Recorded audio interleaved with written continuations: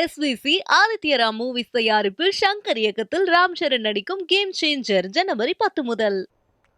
காங்கிரஸ் மூத்த தலைவர் EVKS இளங்கோவன் மறைவுக்கு அரசியல் தலைவர்கள் பலரும் தங்கள் இரங்கலை பதிவு செய்துள்ளனர். தமிழ்நாடு ஆளுநர் RN ரவி வெளியிட்டுள்ள இரங்கல் பதிவில் காங்கிரஸ் கட்சிக்கு EVKS இளங்கோவன் ஆற்றிய பணிகள் அளப்பரியது என புகழஞ்சலி சூட்டியுள்ளார்.